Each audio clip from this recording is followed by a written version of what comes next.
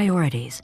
For example, Tom chose to work 20 hours per week, while his brother Dick worked 40 hours, and Harry 60. It should also be noted that Harry's wife worked full-time as an office manager for a salary of $50,000.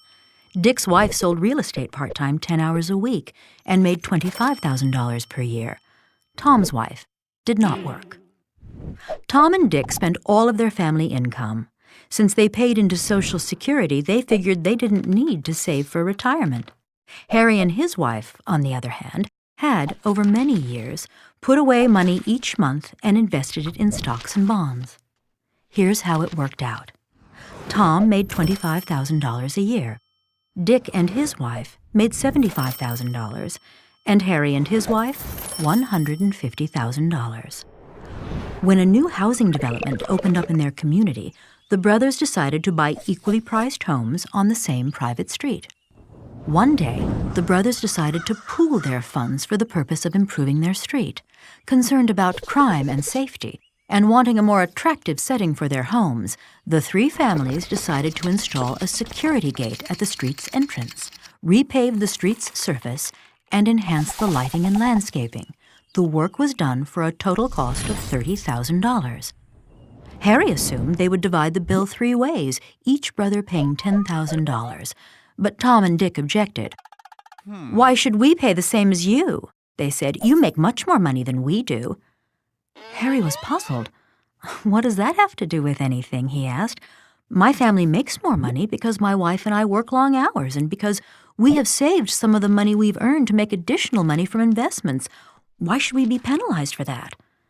"Harry, you can work and save all you like," Tom countered.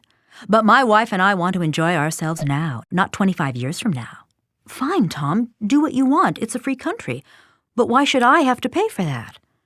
"I can't believe you're being so unbrotherly," Tom argued. "You have a lot of money and I don't. I thought you'd be more generous." At this point, Dick, the peacemaker in the family, entered the conversation. "I've got an idea," Dick said. "Our combined income is $250,000, and $30,000 is 12% of that amount. Why don't we each pay that percentage of our income? Under that formula, Tom would pay $3,000, I would pay $9,000, and Harry would pay $18,000. "I have a much better idea," said Tom, "and one that's fairer than what you're proposing." Dick and Harry turned to Tom. "Harry should pay $23,450. Dick, you should pay $6,550. And I will pay nothing." To Dick, this sounded completely arbitrary and not really fair, but it did have one big plus. His share would be $2,450 less under Tom's formula than under his own. So he decided to be silent. Harry, however, was stunned. "You want me to pay almost 80% of the bill despite the fact that each of us is receiving the exact same benefits? Where did you get such a crazy idea?" "From no less an authority than the U.S. government," Tom responded as he pulled out a gray booklet. "It's all right here in the IRS tax tables. This is the progressive income tax system all U.S. taxpayers live under, and I don't see why we should be any different. In fact, I believe all future improvements should be paid in this way." "Works for me," said Dick. So, by a vote of 2-1, the cost of the street improvements was divided as Tom had proposed, even though they benefited equally, and even though the reason Harry had more money was that he and his wife had worked many more hours than his brothers and their wives, and had saved some of what they had earned, instead of spending it all.